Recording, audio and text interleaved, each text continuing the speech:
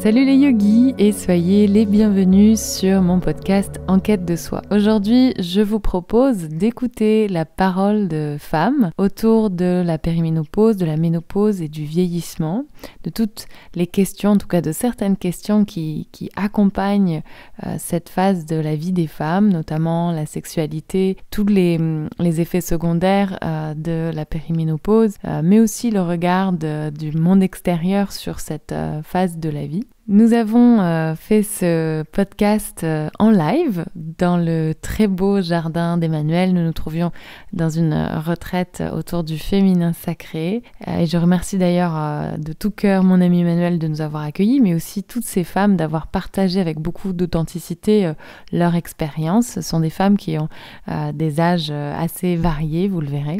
Et donc, comme c'était en live et que nous étions dehors, eh bien, nous sommes accompagnés et soutenus par le caquettement des poules, mais aussi par le vent qui s'est parfois invité sur le podcast et donc qui gêne un petit peu l'écoute. Mais j'espère que malgré tout, eh bien, ce podcast, ces paroles de femmes, vous permettront d'avoir peut-être une autre vision de cette phase qu'est la ménopause, aussi de vous apporter des informations, de vous questionner, bref. J'espère que comme moi, ça vous permettra de cheminer peut-être un peu plus sereinement sur le chemin de la ménopause. Et je voulais d'autant plus remercier ces femmes pour leurs témoignages, puisque ces témoignages m'ont beaucoup aidé pour créer la dernière partie de mon programme sur les 10 déesses du féminin, un programme de yoga consacré aux 10 déesses du tantra, enfin les Mahavidyas, que j'ai associé avec des âges de la vie des femmes. Et donc la dernière partie de ce triptyque sur les 10 déesses concerne justement la périménopause, la ménopause et le vieillissement des femmes. Et donc ces témoignages ont été très précieux, m'ont beaucoup aidé à créer ce programme que je vous invite à retrouver sur mon site internet yogacoaching.fr. Et je vous laisse à présent avec ce groupe de merveilleuses femmes. Donc du coup, la première question que je voulais vous poser, c'est est-ce que vous avez l'impression qu'il y a une date de péremption sur les femmes? Et si oui, qu'est-ce que ça vous fait en tant que femme? Et peut-être que vous avez réussi à transcender ça, ou peut-être pas. Est-ce qu'il y a des peurs par rapport à ça? Est-ce qu'il y a de la colère peut-être? Petite parenthèse dont j'ai oublié de parler, est-ce que vous pourriez dire votre prénom, si c'est ok pour vous, sinon vous ne le dites pas, votre prénom et votre âge, quand vous prenez la parole. À chaque fois. Est-ce qu'il y a quelqu'un qui a envie de commencer avec cette question? Donc, Emmanuel, 56 ans. Alors, est-ce qu'il y a une péremption? Je dirais que dans la sensation intérieure, non. Parce que quand les personnes âgées disent « j'ai l'impression de toujours avoir 20 ans », c'est vraiment quelque chose que j'expérimente, la sensation d'avoir un âge et que quel que soit mon âge, j'ai toujours le même âge. Mais par rapport à l'extérieur, oui, absolument. Et je me rappelle très bien, un jour à Aubernais, en voiture, d'entendre sur France Inter les premiers mots d'un livre, le pitch d'un livre, où l'homme est marié, il aime sa femme, mais elle devient ménopausée et il doit prendre une amante. C'est ça le pitch du livre, quoi. Une amante pas ménopausée. Et ça m'a bouleversée, parce que j'étais évidemment en train d'y aller. Et ça a été vraiment pour moi quelque chose qui confirmait la souffrance que je commençais à sentir. Et pour te dire, quand j'ai eu 50 ans, je me suis dit, je peux pas imaginer de passer mes 50 ans chez moi avec mes enfants, tout ça. J'avais besoin de faire quelque chose qui me prouvait que j'étais en vie. Donc c'est bien qu'il y avait un autre espace de moi qui croyait que j'allais en mourir. Ou qu'une partie de moi allait mourir en tout cas. Et donc je suis partie toute seule au Pérou. Et le jour de mes 50 ans, j'étais en haut de Machu Picchu, que j'ai gravi en 5 jours enfin dont j'ai gravi le trek, et vraiment pour me dire c'est pas fini quoi ma fille. Et ouais, je trouve que c'est difficile. S'il n'y avait pas le regard de la société sur la femme vieillissante, je pense que ce serait beaucoup plus facile. Et en plus, il y a le regard des jeunes femmes de plus en plus éveillées qui te disent « Oui, mais maintenant, tu es une femme sage. » Et ça, pour moi, c'est encore plus insupportable. Parce que avant d'être une femme sage, qui est peut-être quelque chose qui arrive plus tard, on passe par cette douleur d'un corps qu'on ne comprend plus, d'un corps qui répond plus aux diktats. Alors peut-être qu'il y a jamais répondu, mais quand en plus ton corps a répondu aux diktats et qu'il y répond plus, parce que tu passes dans cet âge-là, c'est vraiment chaud. Hein. Et voilà, j'ai beaucoup de mal avec le regard de la société, des jeunes trentenaires qui écrivent dans les magazines quelle sagesse. Ta gueule. Tu vois, franchement. Tu le mettras dans le truc. Ça me fait penser aux femmes toutes fines qui parlent aux grosses en disant mais si t'es enveloppée de je ne sais quoi. Voilà. C'est ça. Moi, je pense que je commence à le transmuter, mais ça a été une vraie souffrance. Alors Céline, 54 ans. Moi, je trouve pas qu'il y ait une date de péremption. Pour moi, ou dans le couple, c'est voilà, il y a pas de cette question se pose pas comme ça en fait. Je dirais que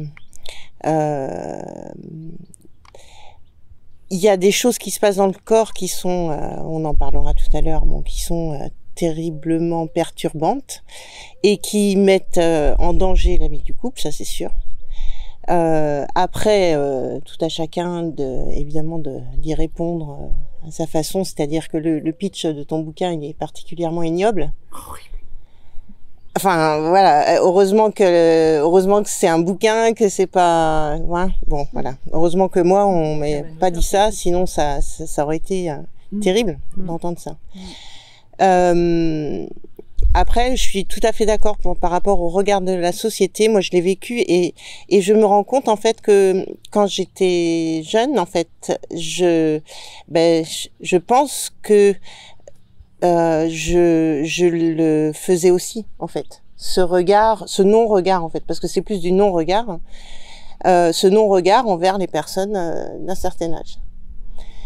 Et c'est très dur de sentir cette bascule, de passer justement à la personne quand tu rentres, ouais salut, enfin t'es une personne, à quelque chose qui, quand tu rentres dans une salle, bah en fait on ne voit pas, on ne voit plus, t'es plus un sujet, t'es plus la personne vers qui on va aller, ou même toi quand tu vas vers les gens, bah ouais, y a plus cette connexion qui se faisait comme avant. Et ça, c'est dur. Ça, c'est hyper dur. Après, faut relativiser, faut rester zen. Mais parce que moi, je me dis que je pense, de fait, que j'ai été comme ça aussi. Mon exemple à moi, c'est la salle des profs, en fait, puisque je suis prof. Ouais, je pense que quand j'étais prof à 30 ans, je m'en foutais en fait des collègues de plus de 50 ans. J'allais pas spécialement vers elles. Donc bon voilà, c'est un retour de bâton. Donc j'essaye de pas focaliser là-dessus, mais ouais, c'est quand même assez dur quoi. Après voilà, dans le couple, heureusement que ça s'est pas passé comme ça. Mais bon, on parlera après du concret. Ouais. Ça, je pense que c'est un truc vraiment important. Karine, 53 ans. Moi, je vais parler d'un autre aspect dans lequel moi j'ai senti une réelle péremption, c'est l'aspect professionnel. Puisque en tant que femme, quand on essaie d'avancer un peu, de faire une carrière, on va dire, voilà, de faire une carrière, d'avancer, il y a tout le temps une partie de la vie où on est trop jeune. vous êtes trop jeune, vous êtes encore un peu, voilà, faut attendre encore un petit peu. Puis d'un coup, là, vous avez 7-8 ans là pendant le moment là où c'est le moment là, 40 ans, 38, 45 ans, il faut y aller professionnellement parce qu'après, on passe pratiquement directement de trop jeune à trop vieille. Et là, les recruteurs, le marché du travail, tout le monde vous le fait sentir. Alors on essaie de trouver des excuses. Ah, mais est-ce que c'est pas parce que vous êtes trop cher? Est-ce que c'est pas parce que vous connaissez pas les nouvelles technologies? Alors même que pour un homme, pas plus tard que la semaine dernière, un recruteur me disait « Oh là, mais vous verrez, monsieur untel vient d'être nommé DG, et puis il est dynamique, il est jeune, je crois qu'il a 56 ans. » Il a 56 ans, il est jeune. Enfin, moi, j'ai 53 ans, et là, vous venez de me dire que vous comprenez, peut-être que... Enfin, tout un tas d'excuses. Donc, professionnellement, c'est très dur de se dire « Je vais devoir travailler jusqu'à 64 ans. » Mais je vais devoir me reconvertir probablement en complètement autre chose parce que ce que je faisais avant, je ne peux plus le faire parce que on n'a plus envie de moi. Et ça passe aussi par le regard des plus jeunes femmes. Et je suis d'accord avec toi que peut-être que nous aussi on a eu ce regard à un moment donné, mais dans des endroits comme les assises de la parité, on entend des choses dans la bouche de femmes de 38 ans ou de 35 ans qui vont dire « Ah oui, mais non, moi je ne veux pas travailler pour une femme plus âgée. » Il y a quand même ce regard qui est posé sur la femme mûre, qui est un regard assez péjoratif. Et moi-même, je me surprends de temps en temps à regarder dans des endroits des femmes qui vont avoir mon âge et me dire « Ah oui, mais là, franchement, elle fait pas d'efforts. » Voilà, parce qu'on se dit « Mon Dieu, il faut absolument que ça se voit pas trop, quoi. Il faut courir, il faut faire des trucs. » Moi, j'ai des amis qui sont à fond dans des tas de techniques de rajeunissement pour essayer de gratter quelques années. Mais oui, la société aujourd'hui nous renvoie une image, je trouve, vraiment, c'est next, quoi. Et moi, j'avais envie de dire, oui, même pas morte, quoi. Enfin, encore une fois, hein, on est là, on a plein de choses à faire, à apporter. Moi, je me sens aussi encore comme si j'avais, peut-être pas 20 ans, mais 30 ans. En pleine forme. Anna, 40 ans. Oui, moi je trouve que je pense effectivement qu'il n'y a pas de date de péremption, mais qu'en tout cas la société, elle nous donne cette image, quoi.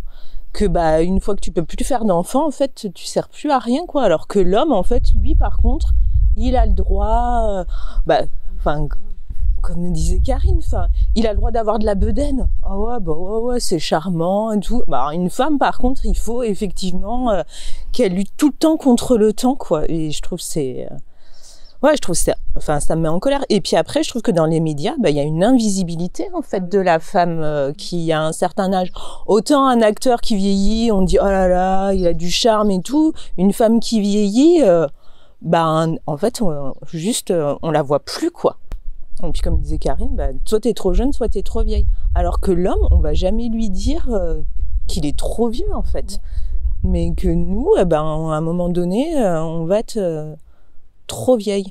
Et que en plus, je trouve, c'est pas parce que t'es plus en capacité de faire un enfant que ta vie s'arrête, en fait. Heureusement que nous, les femmes, on n'est pas juste des machines reproductrices, quoi.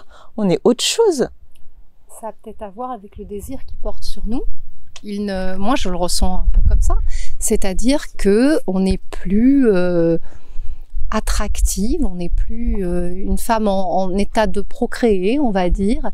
Et moi, j'ai entendu des jeunes hommes, et d'ailleurs, dans le milieu professionnel dans lequel j'étais, il y avait des fonds d'investissement avec des hommes de 50, 55 ans, tous ces hommes qui cherchent à être très très jeunes, très sportifs, qui font du kitesurf, etc. Ils étaient tous remariés avec des femmes de 25, 28 ans parce qu'ils avaient les moyens, comme on l'évoquait, ils avaient les moyens de choisir. C'était presque comme une voiture neuve, quoi. C'est l'ancienne, elle m'a fait de l'usage. Néanmoins, maintenant, j'ai les moyens d'en avoir une neuve. Carole, 44 ans, je rebondis sur ce que tu disais, Karine, donc pour l'homme plus âgé qui va aller vers une plus jeune femme, et je pense que enfin, ils ne font pas tous ça, heureusement, mais c'est peut-être un côté aussi pour se dire, voilà, je suis encore, ce que les hommes peuvent procréer, enfin voilà, et que du coup ils peuvent, ça les rend, ils se sentent encore plus puissants du fait qu'ils peuvent encore donner la vie, ou en se disant que la femme, de toute façon, elle peut plus, donc elle est faible, et lui, ça le valorise peut-être un peu plus d'être avec cette jeune femme qui peut encore avoir des enfants, et quand du coup lui, ça le met sur un piédestal. Et je pense que ouais, c'est ça. Et je rejoins à ce que tu dis, Emmanuel, aussi tout à l'heure. Moi, je suis pas encore, enfin voilà, j'y rentre tout doucement, hein, mine de rien. Et moi, ce qui me fait peur, c'est surtout par rapport à la société, quoi. C'est ça qui me fait peur, parce que pour moi, je sais que je ne serai pas plus rien, mais je sais que la société malheureusement traite la femme passée 50 ans comme plus rien, en fait. Enfin moi, c'est ce que je vois. Elle est plus, comme tu dis, professionnellement, elle peut plus procréer, plus rien. Alors que ça, c'est ce qu'on ressent chez nous aussi en Europe. Par contre, dans d'autres pays, ça sera complètement différent. On dira que ce sera le 3e printemps, que c'est une renaissance, que c'est autre chose. Au lieu de se baser là-dessus, bah nous, non, je trouve qu'on nous écrase un peu. Et c'est ça, moi, qui me fait peur, en fait. Parce que mine de rien, on connaît tous nos corps, et que si on veut être bien, on peut être bien à la ménopause, on peut la passer très très bien sans tous les symptômes, hein. Il y a des choses qui sont possibles à faire. Mais ouais, c'est plus la pression, moi, qui me fait peur de la société. Voilà. Isabelle, 53 ans. J'avais un peu oublié, mais en fait, en vous écoutant, c'est vrai que quand j'avais 47 ans, parce qu'il y a la ménopause, mais il y a les 50 aussi. Et j'ai discuté avec mon frère aîné, qui est toujours très délicat. J'étais tranquille, hein, j'étais seule, mais j'étais pas spécialement malheureuse. Et bon, il me posait des questions, et c'est vrai que tout d'un coup, il m'a balancé, mais attention, tu arrives sur les 50 ans, dépêche-toi de te recaser. Et c'est vrai que j'ai trouvé ça violent, et finalement comme une injonction, c'est-à-dire qu'il y avait l'âge, 50 ans, et que vite, hein, il fallait que je trouve un partenaire, parce que après, je sais pas ce qu'il a voulu dire par là en fait finalement, mais ça m'a mis un peu en panique. Je me suis dit, si ça se trouve, il a raison, après 50 ans, on peut plus rencontrer quelqu'un, et voilà, donc effectivement, on a l'impression d'être indépendant, d'être libre, mais finalement, il y a toujours la petite phrase qui va ressortir et qui va finalement créer un besoin. Alors certainement, hein, c'est quand même mieux, Emmanuel en parlait, d'être à deux, mais tout d'un coup, voilà, c'était pourtant un homme qui est plus âgé que moi, mais bon. Donc je me suis dit, tiens, c'est peut-être la vision des hommes, et qu'après 50 ans, ils veulent plus de nous. Je sais pas, voilà, c'était vraiment la question que je me suis posée à ce moment-là. Ludivine, 30 ans. Alors moi, je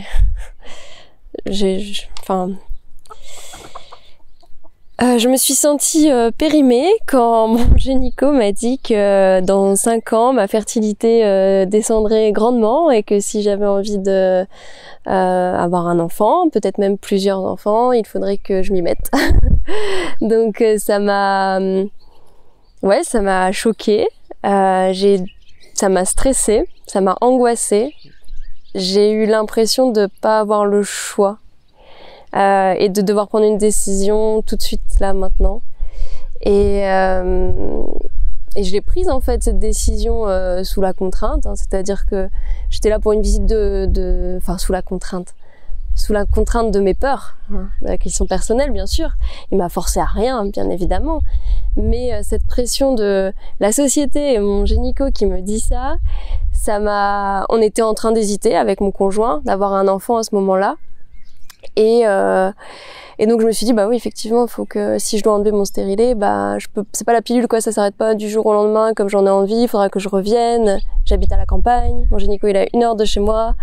Et donc là, finalement, je décide d'enlever mon stérilet, et sans vraiment être prête, et mon corps me l'a bien fait sentir, puisque aujourd'hui ça fait 1 an. Je suis pas enceinte, enfin, pas que je sache, je sais pas, mais pas que je sache en tout cas. Et ouais, en fait là je me suis dit je me suis sentie aussi réduite. Je me suis sentie réduite parce que j'ai eu l'impression qu'à un moment donné, il fallait que je sois maman. Alors, il y avait cette envie qui était au fond de moi. Peut-être qu'il a fallu cette phrase aussi, j'en sais rien, pour me donner un coup de fouet et que j'ose me lancer. Peut-être, hein, je sais pas. Hein. Mais je me suis sentie réduite à un être reproducteur. Et ça m'a fait vraiment flipper, en fait. Ouais, ça a généré beaucoup de peur. Mais bon, qui ont après généré des questionnements et aussi une relation avec mon conjoint, une communication sur le sujet qui nous permet aujourd'hui d'avancer plus sereinement sur la voie d'un enfant et pas dans le stress que j'étais il y a 1 an à me dire en fait je vais le faire par peur de pas avoir de regrets parce que dans 5 ans potentiellement j'aurai 2 fois moins de chance et puis dans 6 ans j'aurai peut-être 7 fois moins de chance. Donc ouais voilà, ça a été moi ma date de péremption. Je me suis dit putain à 35 ans on est périmé quoi. Voilà. Agnès, 47 ans, donc au fond de moi, je pense qu'il n'y a pas de date de péremption, parce qu'effectivement, j'ai toujours l'impression d'avoir 25 ans.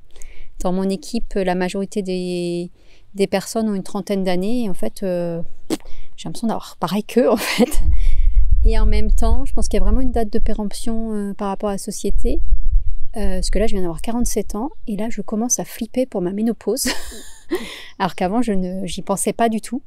Et je sens cette pression, 45, tu vas approcher la cinquantaine. J'ai des copines qui viennent d'avoir 50 ans et qui n'ont pas voulu les fêter, qui sont vraiment en déprime, pour qui c'est vraiment compliqué de passage. Et donc ça tombe un peu comme une chape en fait. Et là je sens une chape qui est en train d'arriver sur moi.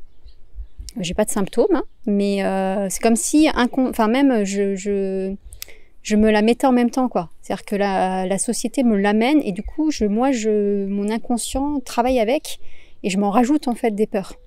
Et donc c'est un peu flippant. Voilà, flippant. Et puis on se rend compte que les femmes le vivent. Enfin moi, mais toutes mes amies, elles le vivent pas bien en fait. Elles le vivent pas bien et les blagues en soirée entre copains, c'est pas sympa en fait pour les femmes de plus de 50 ans ou autour de la cinquantaine. Alors Amandine, 26 ans, et j'en suis loin de toutes ces questions-là, mais quand je regarde toutes les femmes que j'ai autour de moi aujourd'hui, je me dis que non, il n'y a pas de date de péremption parce qu'elles sont toutes jeunes, dynamiques, donc comme ce que je vis moi en ce moment, et ça me donne beaucoup d'espoir pour mon moi futur en me disant que si la société nous accepte et qu'elle s'accepte, on peut tous ne pas avoir de date de péremption et continuer d'être des femmes libres jusqu'au bout. Je rebondis sur ce que tu dis et sur ce que disait Ludivine de ce regard par rapport à la procréation. Et quelque part, j'aurais envie de dire que c'est presque un regard par rapport à notre puissance, où on met en doute notre puissance à partir du moment où on n'est plus en mesure de faire des enfants.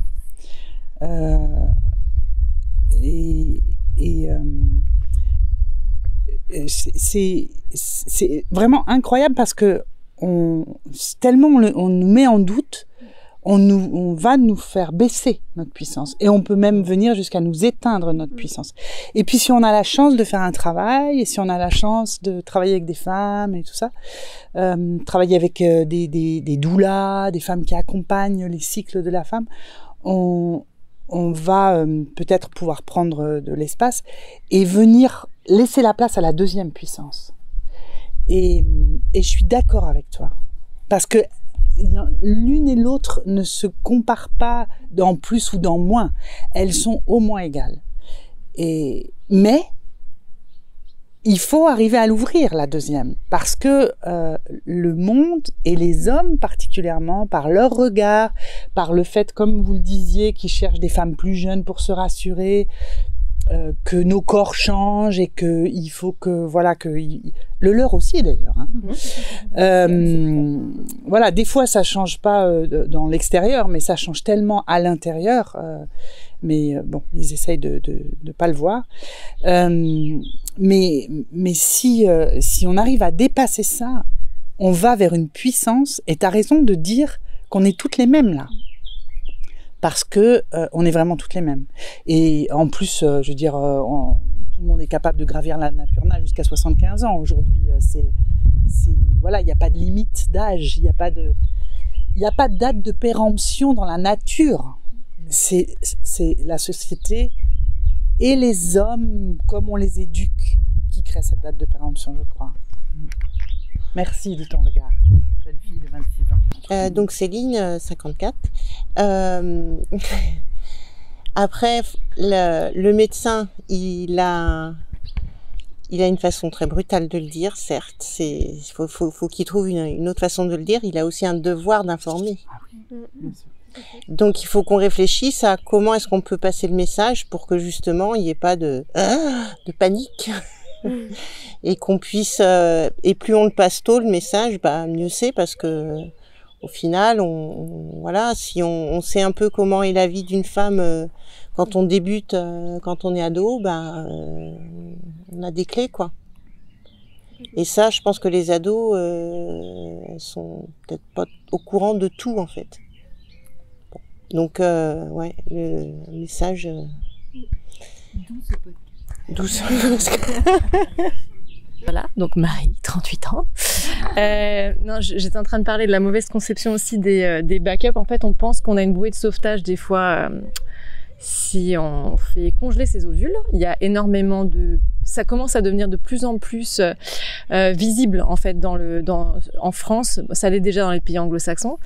Et c'est vrai que beaucoup de gens voient ça comme une solution, pensant que c'est le remède miracle en fait.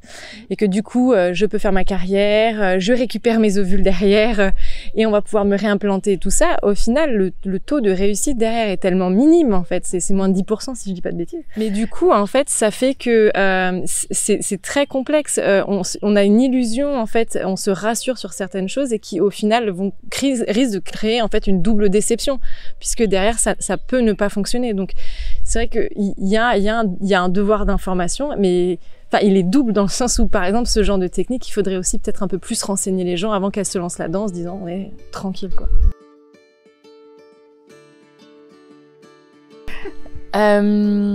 Du coup on va passer à la deuxième question.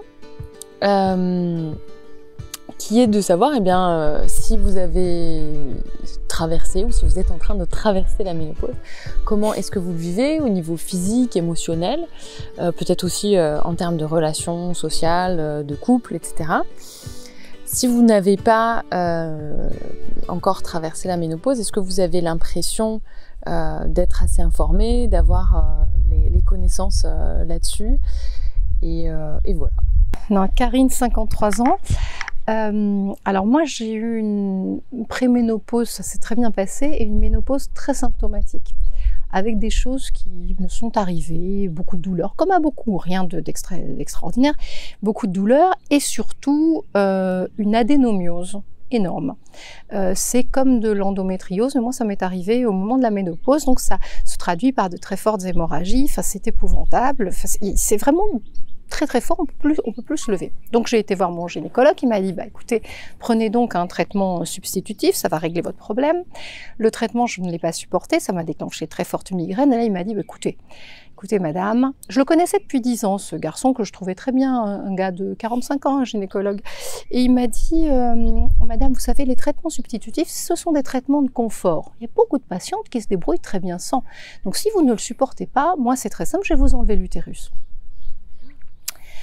Et je dis, je peux réfléchir un petit peu ou c'est comme ça maintenant? Il me dit non, mais parce que c'est la seule solution et de toute façon, à votre âge, vous n'avez plus besoin. Et là, je me suis dit non. Je me suis dit tant pis, je vais garder mes symptômes. Et dans mon entourage, donc pas les femmes de mon âge évidemment, mais dans mon entourage, on m'a dit ah oui, c'est vrai que bon, c'est un geste chirurgical. Les gens ne voyaient que l'opération. On ne voyait pas ce caractère de dire, voilà, le gars, il me dit comme ça, on va vous enlever l'utérus parce que ça va régler vos problèmes, et puis c'est un sujet de confort. Moi, j'ai trouvé que c'était d'une violence absolue. Et depuis, sur les sujets de ménopause, en fait, sur les symptômes qu'on peut avoir, qu'est-ce qu'on fait? On cherche sur le net, on trouve d'autres femmes, etc. Parce que moi, je n'ai pas d'informations. Personne n'a été capable, au niveau médical, de me dire, pour la migraine, tu fais ça, pour les suées nocturnes, tu fais ça, pour tel truc, tu fais ça. Non, ça n'existe pas, parce que c'est un sujet qui est dans les limbes de la médecine, parce qu'il n'intéresse pas les hommes, je pense, et du coup, il n'est pas pris en charge. Et moi, je suis très en colère par rapport à ça. Carole, 44 ans. Je rejoins ce que tu dis, Karine. Effectivement, on n'est pas du tout... il n'y a aucun soutien, aucune information. Du coup, moi, je suis allée chercher les informations par moi-même pour anticiper un petit peu. Et c'est grâce au yoga, notamment, tous les styles de yoga, que ce soit yin yoga ou autre, qui rejoint également, pas uniquement, il y a la médecine traditionnelle indienne, l'Ayurveda, mais il y a également la médecine traditionnelle chinoise. Et la médecine traditionnelle chinoise, je trouve, est d'une aide incroyable, et c'est complètement l'inverse de ce qu'il y a, chez nous, en fait, le regard qu'il y a sur la ménopause ou préménopause, où là, on te fait revivre, en fait, j'ai l'impression. Alors, j'ai pas encore regardé en détail, mais au niveau de l'acupuncture, on t'explique beaucoup de choses. Au niveau des bouffées de chaleur, on t'explique pourquoi il peut y en avoir. Du coup, on t'explique, changer peut-être au niveau de l'alimentation, changer ton hygiène de vie. Enfin, voilà, ça rentre, c'est ma belle-mère qui m'a dit ça, je reviens toujours à elle, mais parce qu'elle est extraordinaire. Et elle me dit, tu sais Carole, la ménopause, les symptômes de la ménopause, on n'est pas obligé de les avoir. J'ai dit, ah bon Elle me dit, moi, j'en ai quasiment pas eu. J'ai dit, ah ouais, incroyable. Et donc en fait, elle a changé son hygiène de vie, elle s'est tournée vers la médecine traditionnelle chinoise, et en fait, elle dit par exemple, quand on a des bouffées de chaleur, ce qui fait partie, il me semble, donc de la ménopause, ou autres symptômes, est en lien à ton corps par rapport à l'hygiène de vie que tu as. Les symptômes sont un peu comme si ton corps réagissait, je dirais pas le mot se nettoyer, mais il réagit parce que ton corps est un peu, il y a des toxines dans le corps, donc du coup il a ces symptômes-là. Et donc pour éviter d'avoir ces symptômes-là, l'hygiène de vie joue énormément. Et ça, on le retrouve vraiment dans la médecine traditionnelle chinoise, et on n'en parle pas du tout. Et moi, pareil, donc gynécologue, j'allais voir avant, gynéco et tout ça. Et en fait, je me suis dit, non, pour moi, c'est la médecine traditionnelle, voilà, c'est médicaments, on t'enlève ton utérus sans te demander. Et moi, je me suis dit, mais non, mais en fait, non, je suis désolée, non. Ce que j'ai fait, je me suis tournée vers une sage-femme. Je dis, ouais, je vais voir une sage-femme. Oh, non, t'as pas d'enfant, t'as pas eu d'enfant et tout. Je suis, ah bon, pourquoi? Faut aller voir une sage-femme, faut avoir des enfants pour aller voir une sage-femme. Il y a très peu de personnes, de femmes, qui savent qu'elles peuvent aller voir une sage-femme à la place d'un gynécologue. À savoir que, alors, la sage-femme ne peut pas opérer, ou voilà, après elle orientera vers le médecin s'il y a un problème. Mais il y a une approche complètement différente par rapport au gynécologue, où tout de suite ça va être, je vais vous prescrire ce médoc, c'est pas grave, vous irez mieux après, sauf que ça va encore intoxiquer le corps, ça va amener d'autres choses. Et voilà. Et donc la sage-femme, c'est elle qui m'accompagne déjà, maintenant à 44 ans, sur effectivement peut-être des effets, donc l'acupuncture, il y a énormément de choses naturelles qui peuvent vraiment aider la femme. Et j'encourage vraiment, j'insiste, les sages-femmes, mais allez-y. Et en plus, il y a de la dispo, elles sont douces, elles sont à l'écoute, quel que soit l'âge qu'on a, quoi. Encore une fois, on n'est pas obligé d'avoir un enfant pour aller voir une sage-femme. Et voilà, c'est tout. Je rebondis sur ce que tu dis, Carole. Emmanuel, 56 ans. Parce qu'effectivement, quand je suis passée dans la périménopause et que je suis arrivée dans la ménopause, j'avais beaucoup de douleurs. Alors moi j'ai jamais eu de bouffée de chaleur. Pour être très honnête, je pense pas que ce soit mon hygiène de vie qui fasse ça, et je pense que c'est la nature aussi. Donc voilà, moi j'ai eu la chance de pas en avoir, mais j'ai eu plein d'autres trucs. Et je me disais, purée, mon corps il est foutu, quoi. C'est le bordel complet.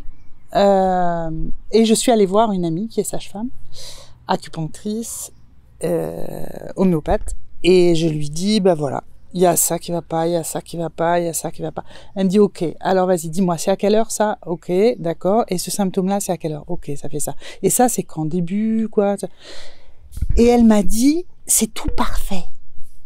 Parce que tu as une baisse d'oestrogène, il se passe ça, et que là tu as un pic de machin, LSH, FSH, LH, il se passe ça, et je suis ressortie de là, et j'ai vu que j'avais une montre suisse à la place du corps, quoi, tu vois, que tout était juste parfait. C'est juste qu'on n'a pas d'infos, et qu'on croit que la perfection, c'est comme quand on était avant en capacité de faire des enfants, mais qu'en fait, ce corps qui est arrivé à tel âge, voilà, il a changé, et il change parfaitement. Il faut juste qu'on se réhabitue et qu'on se recale et qu'on le réinvestisse différemment, et sûrement qu'on mange différemment, et que voilà. Mais je suis rentrée presque les larmes aux yeux dans le cabinet de sa sage-femme en lui disant c'est foutu quoi, il y a plus rien qui va. Et je suis ressortie en me tapant sur l'épaule en me disant mais quel corps extraordinaire j'ai. Et c'était un sacré soulagement. Ouais, ça change tout. Du coup, pour répondre à ta question qui est est-ce que j'ai eu des vécu voilà dans la ménopause, donc tous ces trucs du genre tu te lèves un matin, t'arrives plus à plier les chevilles quoi, t'as hyper mal dans les chevilles, dans les mains, tu sais pas pourquoi, ça fait des poussées d'arthrose en fait et d'arthrite qu'on n'avait pas connues et qui s'arrêtent, j'en ai plus du tout, mais pendant 2-3 ans c'est quand même incroyable, tu te lèves le matin, tu peux pas marcher. Et donc il y a des trucs comme ça, il y a vraiment des symptômes dans le corps qui sont vraiment étonnants. Surtout quand on a eu l'habitude d'avoir un corps qui fonctionnait, qui digérait tout, tu dors pas, ça marche, tu vois, tu lui dis s'il te plaît, il te dit oui quoi. Ben là ça marche plus du tout pareil. Et voilà, mais ça passe. En changeant des aspects, et puis aussi parce que le corps il se régule en fait.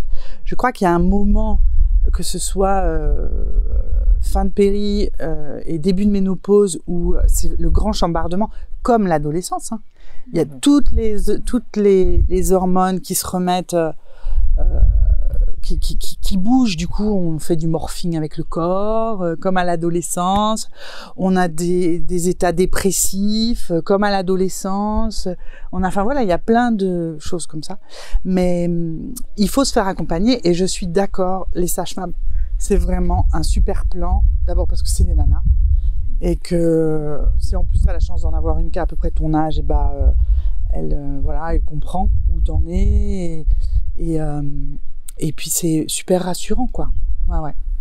Isabelle, 53 ans. J'ai été voir donc mon médecin femme qui fait des actes de gynécologie et qui m'a dit vous allez voir, ça va bien se passer, tout est dans la tête, tranquillou.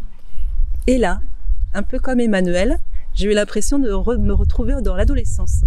C'est-à-dire des états émotionnels mais monstrueux, c'est-à-dire des variations dans la journée, de profonde dépression, et puis 1 heure après l'envie de prendre un fusil et d'aller tuer tout le monde, enfin une agressivité, voilà, et c'est très très déroutant. Alors là trop j'en avais un petit peu avant, donc bon ça pas, je pense que ça s'est un petit peu empiré, mais bon c'était pas révolutionnaire, mais c'était vraiment cette gestion émotionnelle en fait, moi qui me perturbait énormément, parce que c'est fatigant.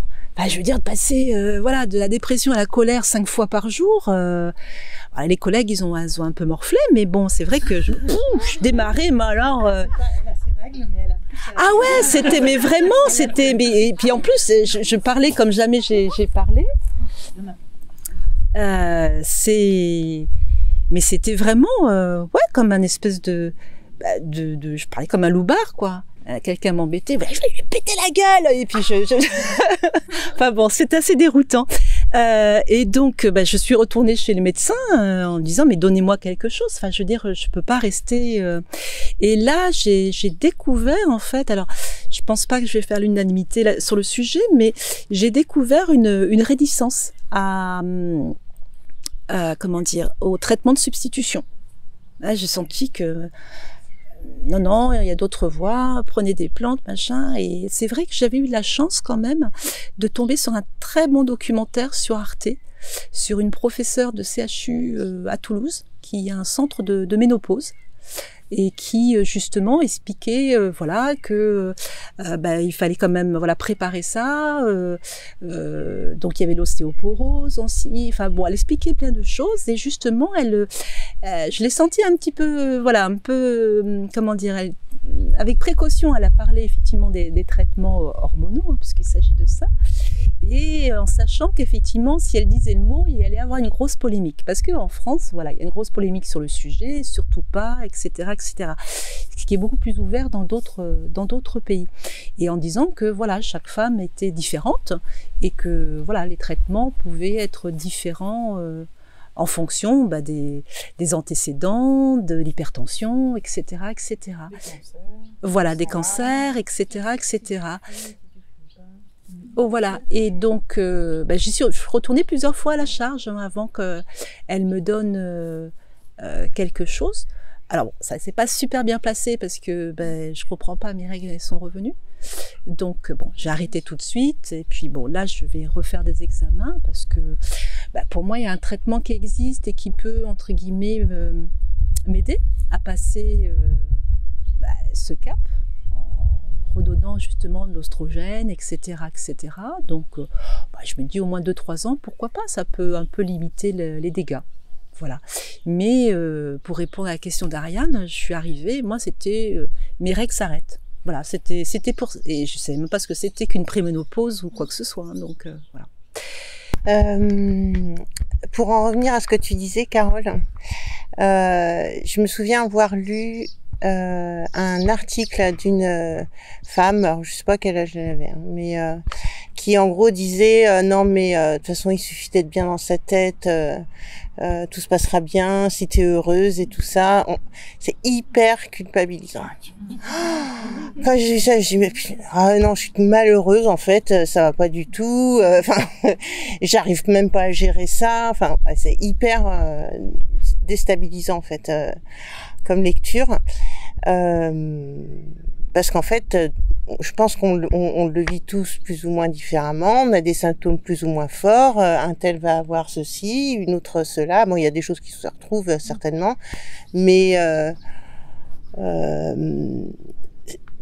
tant mieux qu'il y ait des femmes qui la passent très bien. Je pense pas que ça aide les autres à dire que en fait c'est dans leur tête, quoi.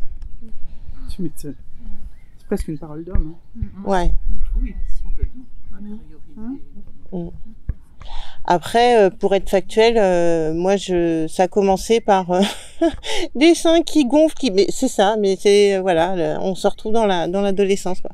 Les seins qui gonflent, mais qu'est-ce qui se passe? Ou alors je suis enceinte, mais non, c'est pas possible.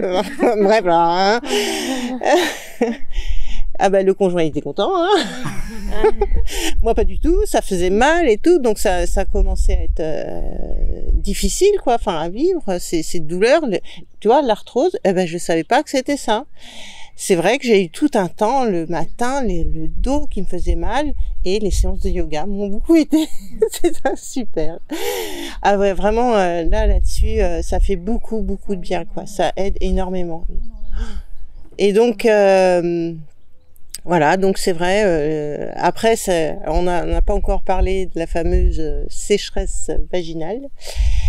Moi, je l'ai découvert, en fait, je croyais que c'était une mycose. Je savais pas ce que c'était, en fait. Et donc, quand je suis allée voir le gynéco, donc avec les médecins douloureux, la soi-disant mycose, il me dit, non, mais c'est votre ménopause. Ah bon. Je savais pas. Donc oui, donc ça fait des démangeaisons, quoi, clairement. C'est pas très agréable. Il y a rien de terrible, mais c'est pas agréable. Voilà. Donc après le pire c'est les bouffées de chaleur, quoi. Ouais. Bon, ceci dit, j'ai passé l'hiver à 17 degrés dans la maison, on est content, on a fait des économies de chauffage. Non mais c'est vrai, faut voir le côté positif. Je me couvre moins. Bon, voilà. Ça, c'est tout. Voilà. Ça va être assez court. Ludivine, 30 ans. Je viens de découvrir ce qu'est la ménopause. Je n'en avais aucune idée jusqu'à il y a 10 minutes. Voilà. Que ce soit au niveau des symptômes, au niveau de l'émotionnel, ce qu'on pouvait ressentir, ce qui se passait dans le corps, dans notre esprit. Voilà. J'ai 30 ans et je viens de découvrir ce que c'est la ménopause. Et quand je vous écoute parler, j'ai une forte pensée pour ma maman qui a dû passer ça toute seule. Et je me dis qu'il faut vraiment qu'on puisse mieux accompagner les femmes dans cette période parce que là, je pense très fort à elles. Voilà. Ariane, 36 ans. Mais en fait, je rebondis un peu sur tout ce que vous avez dit. parce que j'ai eu la chance de faire une formation sur le yoga au féminin, où on a abordé tous les âges des femmes, et justement j'ai eu la chance à ce moment-là de découvrir ce qu'était la ménopause. Et il y avait une des femmes qui intervenait qui nous a parlé de sa dépression. Elle a fait une dépression vraiment très très très sévère au moment de la ménopause, sans faire le lien en fait avec la ménopause. Et pendant un certain temps, elle a cherché, et c'était vraiment, elle était à deux doigts de se tuer vraiment. Enfin, elle était vraiment et du coup, elle est enfin tombée sur un, je sais plus, un médecin ou que sais-je, qui a mis le doigt là-dessus et qui lui a dit, en fait, madame, c'est probablement lié, en fait, je crois qu'ils ont fait je sais plus exactement comment elle a réussi à faire le lien. Et du coup, elle a suivi un traitement hormonal qui l'a sauvée, en fait. Elle a dit, voilà, ça m'a vraiment sauvée. Et du coup, je voulais dire par rapport à ça que je pense que, en fait, clairement, il faut qu'on soit informé. Il faut qu'on ait les infos avant, qu'on sache que c'est possible, qu'on peut avoir une dépression, qu'on peut avoir des sauts d'humeur, qu'on peut avoir tous ces symptômes-là, et que c'est pas forcément une fatalité, et qu'on peut choisir n'importe quoi comme manière d'aller mieux et de traverser avec plus de sérénité. Et que l'important, je pense, c'est vraiment qu'on en parle et que ça ne soit plus un sujet tabou, et c'est vraiment pour ça que je voulais faire ce podcast, et je trouve qu'il est vraiment très important. Donc, je ne sais pas s'il y a encore Donc, Amandine, 26 ans. Donc moi, la ménopause, pareil, c'est dans plutôt longtemps, et j'étais pas spécialement au courant de tous les symptômes et tout ce que ça engendrait.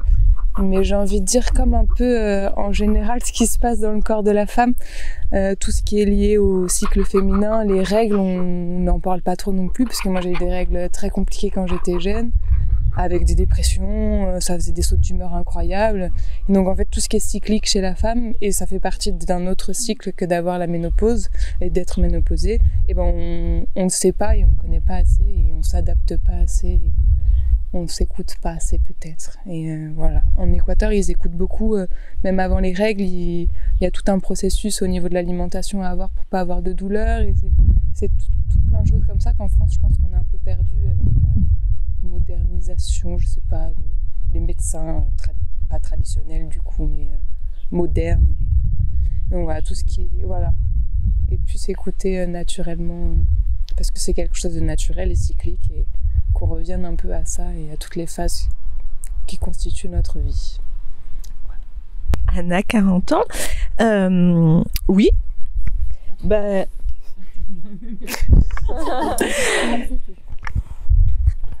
niveau de Mayoni. C'est le bon endroit.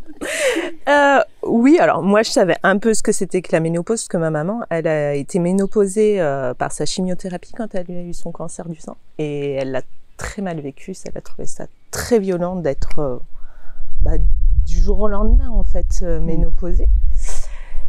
Mais ouais, moi j'ai vraiment l'impression que dès qu'on met des mots, en fait, ça nous aide, en fait. Enfin, on se dit pas que c'est dans notre tête ou quoi, en fait. Quand on reconnaît déjà notre souffrance, ça va mieux, quoi. Et si on est préparé, je pense que c'est vrai, le fait que là on puisse en parler et que vous nous disiez ce que vous avez ressenti, etc. Comme ça, quand moi ça va m'arriver, je serai pas quoi, tu fais une dépression, enfin ou quoi, enfin je serai informée et je pourrais aller voir les bonnes personnes, parce que c'est vrai que oui, c'est comme plein de choses pour les femmes, c'est invisibilisé quoi par la société. Agnès, 47 ans, donc moi je me pose plein de questions sur la ménopause. Je me dis, mais comment on sait qu'on est en préménopause? Comment on sait qu'on est en ménopause? Qu'est-ce qu'on sait si ça commence ou pas? En fait, on n'a aucune info, c'est-à-dire qu'à aucun moment un médecin nous en parle. Enfin, mon gynéco, il m'a pas dit, je sais pas, il n'y a pas un accompagnement pour se dire, tiens, à partir de cet âge-là, ça peut arriver, ou de faire des examens pour se dire comment vous êtes, enfin, il n'y a rien. Donc merci à ces magnifiques femmes de nous partager leur expérience, parce que c'est... À quel moment on sait qu'on est passé de la préménopause à la ménopause? Ouais. Bah donc je ne sais pas, mais je vais questionner mon gynéco. Donc je vais aller voir mon charmant gynécologue que j'adore. Il a intérêt d'être à la hauteur. Parce que s'il me parle de m'enlever mon utérus, il va se prendre mon poing dans la gueule. Ah merde, c'est un signe. Et non, mais je me dis pourquoi les sages-femmes qui font des cycles pour accompagner les futures femmes enceintes ou les femmes enceintes, il n'y a pas des cycles aussi d'accompagnement pour les femmes en ménopause. Donc je me dis que je vais me renseigner pour essayer de trouver une sage-femme pour pouvoir en parler et rembourser pour la sécu. Non mais voilà, pour avoir ce temps de parole en fait, parce que je trouve qu'on en parle toujours avec au second degré. Tiens, bah, j'ai mes bouffées de chaleur, ma saute d'humeur, c'est parce que j'ai ma ménopause. Et je vois que moi aussi dans mon équipe, des fois je leur fais des blagues. Moi-même je me fais des blagues là-dessus. En disant bah tiens, c'est peut-être en fait on s'auto-diminue en le faisant. Ça, et j'ai bien aimé quand tu disais, mais en fait on perd notre propre puissance en fait et on s'enferme nous-mêmes. Alors que bah non, en fait c'est génial. Enfin, on arrive à un âge et on peut apporter plein de choses et notre puissance elle se développe. Donc c'est comme si on commençait à s'excuser. Donc, je crois qu'il faut vraiment en parler plus et se faire accompagner. Et merci Ariane pour cette excellente idée. Emmanuel, 56 ans. Pour répondre à ta question, moi je pense que je devais avoir 47 ans et j'ai fait une prise de sang chez mon médecin pour je sais plus quoi, tu vois. Et elle a fait la demande de savoir si j'étais ménopausée sans me le dire. Ce qui fait que quand j'ai reçu les résultats, je savais pas que la question a été posée et je savais pas qu'il allait avoir une réponse. Et la réponse était ménopausée, 2 points, oui. Eh ben, je peux te dire que c'est chaud. Surtout que, je sais pas, je devais avoir 47 peut-être, tu vois. Ah ouais. Ah ouais, c'était... Ah oui, par une prise de sang. Mais oui. Non. C'est pas que dans la tête. Non, bon, c'était jamais très... Ouais, mais en tout cas, j'en étais pas au point de plus avoir eu mes règles depuis plus d'1 an, non. Mais en tout cas, il est marqué oui. Affreux. Petit témoignage. Géraldine, 53 ans. Ouais. Donc moi je pensais être relativement prête à affronter cette période de ménopause. Je m'étais pas mal renseignée, j'avais aussi discuté avec ma sœur qui a 6 ans de plus, qui m'avait donné quelques éléments de réponse et qui m'avait dit notamment si tu fais du sport, ça se passera bien, il y aura moins de bouffées de chaleur, voire pas, et donc tout ira bien. Donc j'étais partie un peu dans cette idée et puis bam, m'arrive un problème de santé qui me projette vraiment dans l'absence de règles pendant plusieurs mois. Donc je me dis ça y est, boum, ménopause. Et moi qui me croyais prête, en fait j'ai vraiment été j'ai ressenti une tristesse absolue déjà de cet état de santé qui était compliqué, alité, et en plus plus avoir mes règles. Donc je me suis sentie vraiment désespérée totalement. Et lorsque j'ai pu recommencer à bouger, mes règles sont revenues. Et c'est là où je me suis dit, t'étais vraiment pas prête en fait, parce que là, j'étais en joie. J'avais à nouveau mes règles. Et donc je me disais, waouh, c'est génial, en réalité, tu n'es pas vraiment ménopausée. Et donc, en effet, je n'étais pas prête. Mais en fait, si, j'étais déjà quasi ménopausée, puisque mes règles sont revenues quelques mois seulement, puis là maintenant, depuis plus de 6 mois, plus du tout. Donc je sais que je suis en ménopause. Certainement que si je faisais une prise de sang, il y aurait écrit oui. Donc avec des symptômes qui sont pour moi très liés à des insomnies. Un peu de saute d'humeur. Saute d'humeur, ça c'est vrai. Pas mal de tristesse, des douleurs un peu, mais alors vraiment des insomnies de dingo. Et c'est très pénible parce que quand j'en ai parlé à mon médecin qui est une femme pourtant, elle m'a dit bah oui mais c'est la ménopause, allez hop, débrouille-toi avec ça, voilà, next. Non, c'est compliqué parce que ça engendre dans la vie le fait de ne pas dormir, des situations hyper complexes, une vulnérabilité de dingue au travail, dans la vie, bon. Donc pour moi c'est difficile à gérer. Et même si j'arrive à en parler avec des amis, j'en ai parlé avec ma sœur, j'en parle un peu avec ma mère, il y a vraiment un travail sur soi énorme. Donc évidemment, l'information, c'est la première des clés. Mais derrière, après, il faut savoir quand même que c'est un tel bouleversement que... Il y a la société, il y a ce qu'elle nous renvoie, mais il y a vraiment nous en tant que personne. Et l'acceptation est un long chemin. En tout cas, je le vois comme ça. Voilà. Donc Emeline, 27 ans. Alors oui, je pense que c'est une révélation pour moi. C'est dans longtemps, mais quand même. Et c'est vrai que... Alors moi, mon adolescence, elle a été très compliquée. Parce que j'ai eu mes règles à 11 ans. C'est très tôt. Et je l'ai assez mal vécu au début. Beaucoup de douleurs. Beaucoup d'effets indésirables, dont les dépressions. Depuis des années et des années qui viennent et qui reviennent. Et c'est vrai que d'avoir ces informations-là, ça fait quand même beaucoup de bien. Ça aide aussi, j'espère, à me préparer pour dans quelques années. Et même, du fait que oui, à 35 ans, on peut peut-être plus avoir d'enfants. Bon, je suis pas si loin que ça, en fait, maintenant, je me dis. Mais c'est vrai que toutes ces informations-là, on les a pas du tout. Et donc, c'est une vraie chance d'avoir participé à cette retraite et d'avoir ce temps de parole, des ressentis, des vécus. Ça permet aussi de relativiser, de sentir moins seul aussi, mine de rien. Donc, merci à vous toutes pour tout. Voilà.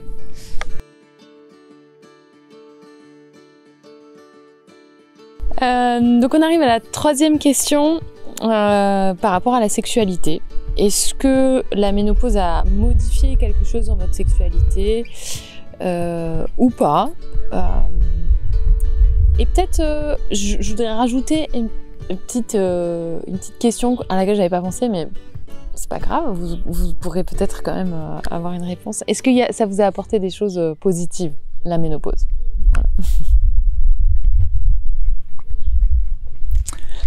Alors, Emmanuel, 56 ans. Je ne sais pas si c'est de l'ordre de la ménopause ou du chemin de vie, mais je pense que j'ai jamais eu une sexualité comme je l'ai depuis 1 an ou 2, avec quelque chose qui est pas super sauvage, mais beaucoup plus libre. Moi, j'ai pas du tout de problème de sécheresse vaginale. Au contraire, ça marche super bien. Et vraiment, je trouve qu'il y a quelque chose d'apaisé. Si on s'occupe pas du regard de l'homme sur le corps qui change, parce que ça c'est super dur, mais si ça c'est réglé, si t'es avec un mec qui t'a rassuré et tout ça, il y a un truc qui est plus libre, je trouve, vraiment. En parlant de sexualité, je voudrais vous raconter quelque chose. C'était j'avais peut-être 50 ans, j'avais plus mes règles. Et j'étais seule depuis plusieurs années. Je rencontre un homme. On fait l'amour on commence à faire l'amour. Et 14 jours après ce jour où on a fait l'amour, j'ai mes règles. Qui durent 4 jours. Le mois d'après, 28 jours après, j'ai mes règles. On arrête la relation au bout de quelques mois et j'ai plus mes règles. Pendant 1 an, je n'ai plus mes règles. Je rencontre quelqu'un d'autre. 14 jours après le début de la relation, j'ai de nouveau mes règles. Et du coup, je me dis, c'est quoi? J'ai pas encore compris. Je l'ai vu comme, si je suis pas accompagnée, je suis pas une femme, du coup, j'ai plus mes règles. Peut-être, je sais pas. Si vous avez une autre lecture, ça m'intéresse.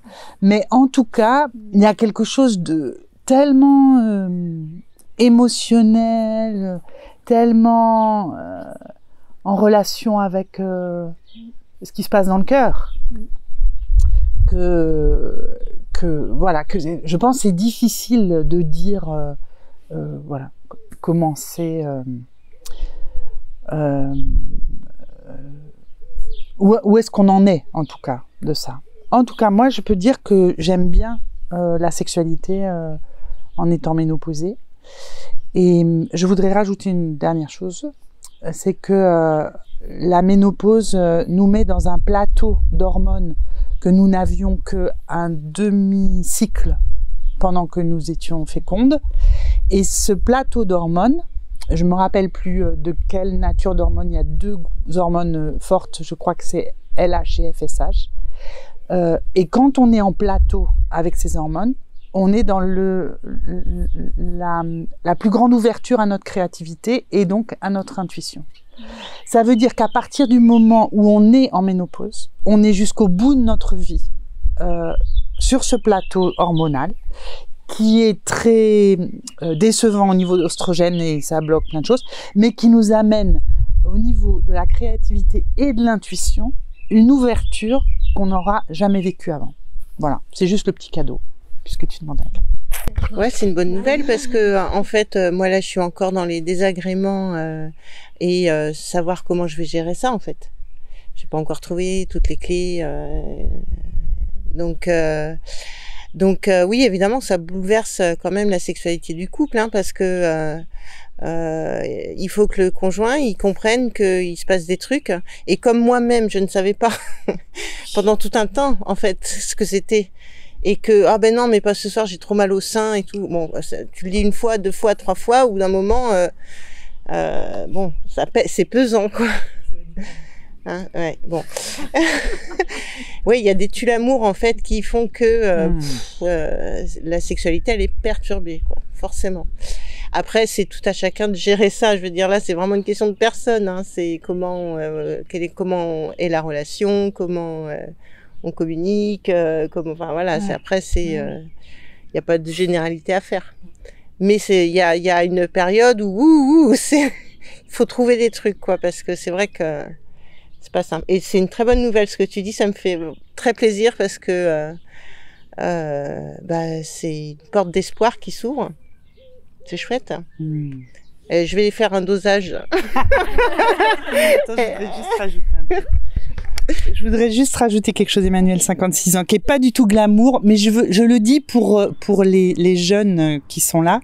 Il y a autre chose aussi qui est due à la perte d'oestrogène, c'est que les muscles ont plus de mal à se contracter et donc qu'il y a malheureusement pas mal de soucis de fuite urinaire.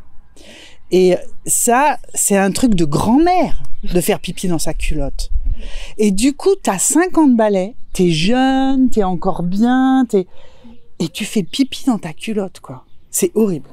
Horrible. Voilà. Et alors bon, voilà, les sondes, les trucs. Mais même, tu vois, la gynéco, tu lui dis, elle te met un doigt, elle dit, oh, elle est super bien ce périnée. Bah ouais, bah ma culotte, elle pense pas pareil, quoi. Donc voilà, il y a des trucs comme ça qui sont. Bon voilà, c'est pas glamour, mais mais c'est bien qu'on le sache. Mais ouais, mais ça fait partie du tableau parfois, pour certaines femmes, en tout cas. Isabelle, 53 ans. Moi, la chose positive que je pourrais dire, c'est qu'effectivement, alors c'est ce que c'est après 50 ans, etc. Mais c'est on a basculé, enfin moi j'ai le sentiment d'avoir basculé effectivement dans une autre dimension où finalement le regard des autres je m'en fous maintenant. C'est-à-dire que voilà, avant je serais jamais sortie si j'étais pas maquillée, si j'étais pas bien coiffée, etc. Et finalement même maintenant je laisse mes cheveux blancs.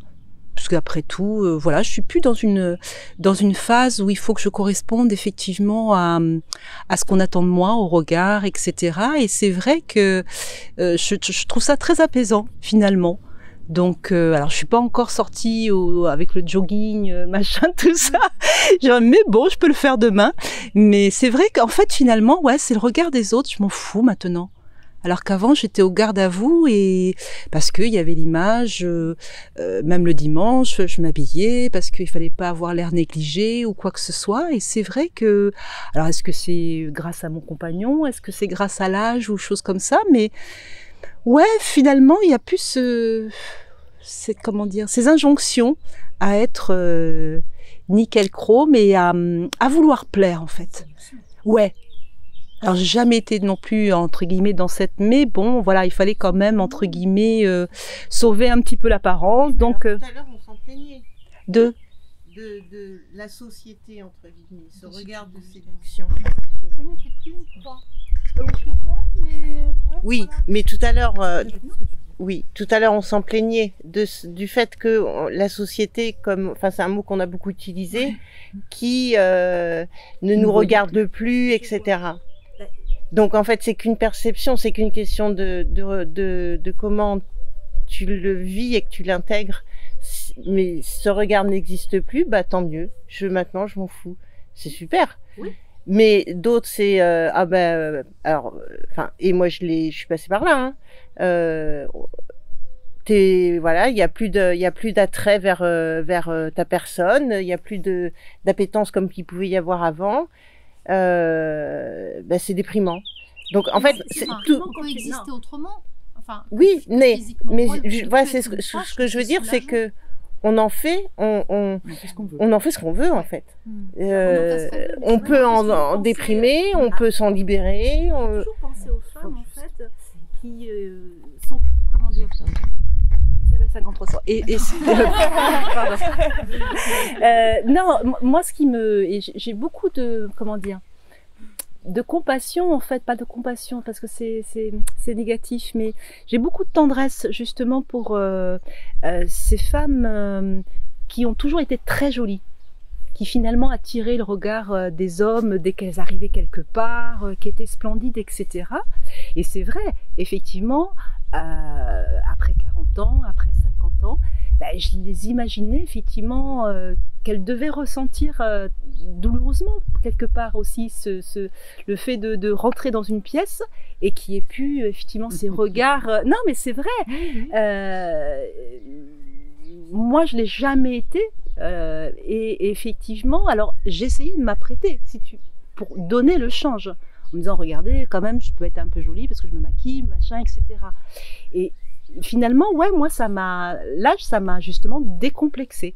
Peut-être qu'on est dans un cadre un peu différent, sinon on serait pas là, mais le sujet quand même alors moi je suis vraiment d'accord avec ce qui vient d'être dit, on est libre et puis en effet je trouve qu'on risque moins de se faire attaquer, donc c'est très très confortable, on peut choisir d'être apprêté, pas apprêté, mais quand tu es jeune et que tu as 20 ans et qu'il fait chaud et que tu es en mini-jupe, tu as plus de risques. Donc en effet moi je trouve ça assez libérateur, vraiment, parce que tu passes un peu comme ça à travers voilà. Cependant, on parlait des femmes qui vieillissent et on peut voir les actrices ou même des gens peut-être qu'on connaît, enfin moi j'en connais, qui ont pas peut-être cette philosophie parce qu'on n'a pas parlé d'un sujet, par exemple la prise de poids, c'est-à-dire que on fait super attention, on fait du sport, etc. Puis à un moment donné, voilà, il y a ce moment, il paraît que c'est transitoire, donc c'est ça repart après. Ça peut arriver, on se reconnaît plus et puis on se trouve pas forcément, on n'est pas très satisfait de ce qu'on voit dans le miroir.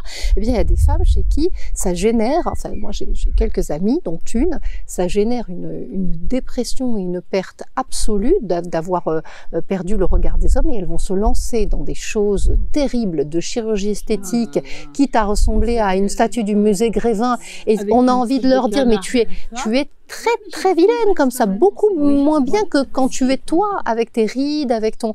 Il y a quand même un sujet d'acceptation et si... maintenant ça touche tout le monde, mais quand même cette frénésie de chirurgie esthétique pour rester jeune, se faire...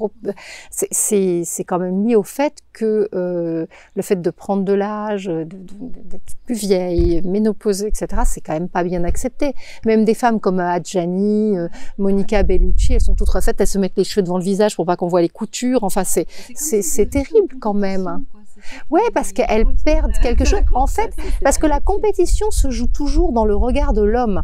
C'est-à-dire que si on accepte de se dire, moi je reste dans le game, je reste en compétition, mais en tant qu'être humain, c'est très différent de se dire je reste en compétition dans le regard de l'homme parce que là il faut quand même que je continue à être comme ci ou comme ça.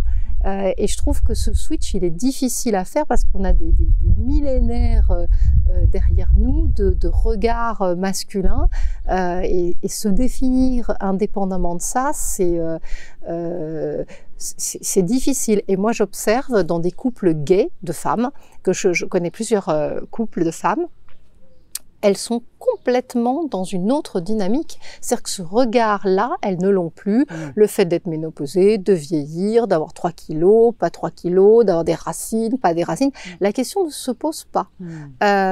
Et pour l'avoir observé, parce que j'ai reçu un couple chez moi il n'y a pas longtemps qui avait hébergé ma fille aux États-Unis, et pour l'avoir observé, je me suis dit waouh, elles ont du bol, ça doit être hyper reposant.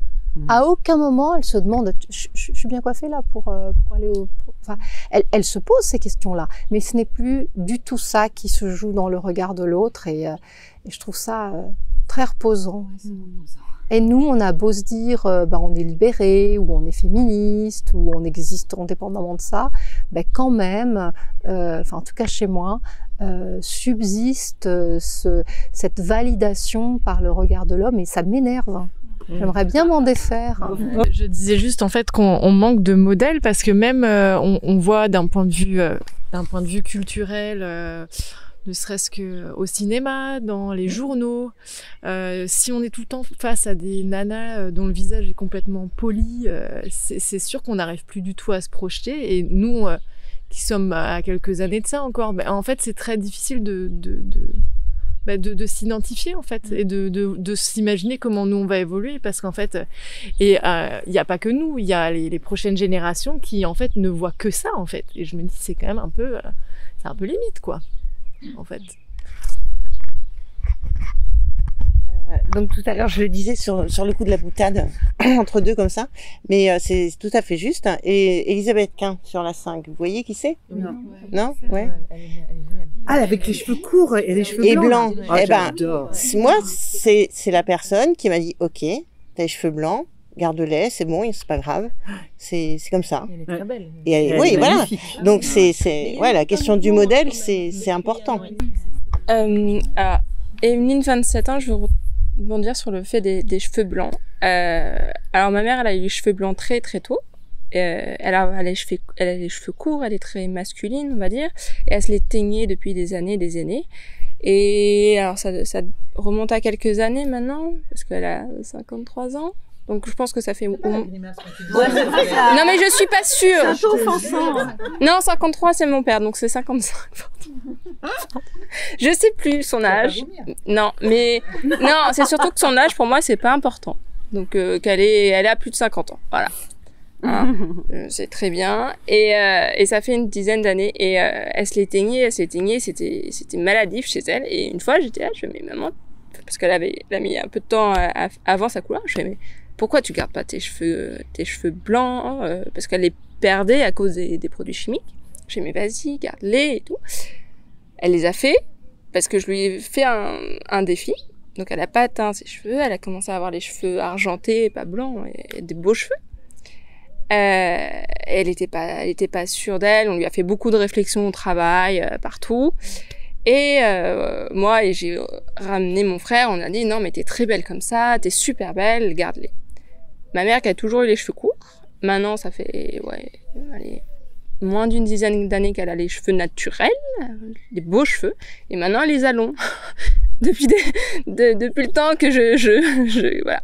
Et maintenant, mais elle avait besoin bon, je suis sa fille, mais c'est vrai qu'elle avait besoin de cet aval, ce confort de dire mais t'es très belle comme ça, et je me suis battue et je suis fière maintenant de moi. Voilà. Merci beaucoup pour vos témoignages et vos partages. Et je suis sûre que ça va être, je l'espère que ce sera très enrichissant pour d'autres femmes. Merci à Emmanuelle, Céline, Karine, Anna, Carole, Isabelle, Ludivine, Agnès, Amandine, Marie, Géraldine et Emeline pour leurs témoignages. Merci également à Anthony qui a fait le montage de ce podcast et aussi le montage du programme des 10 déesses du féminin. Merci aussi à moi, tant qu'on y est, à Ariane, qui a préparé et enregistré ce podcast. On se retrouve donc sur mon programme des 10 déesses du féminin. Si vous souhaitez approfondir cette question de la périménopause, ménopause et du vieillissement, je vous invite vraiment chaudement, et c'est pas que du marketing. Je vous ai mis des ressources, des livres qui pourront vous intéresser, d'autres podcasts, vous avez des séances de yoga, vous avez des exercices d'écriture. Bref, voilà, pour moi ça a été vraiment hyper intéressant de le créer, ce programme. J'ose espérer que ce sera aussi intéressant pour vous. En tout cas, merci encore à toutes ces femmes et à leurs témoignages, et merci pour votre écoute. On se retrouve très rapidement pour un nouveau podcast.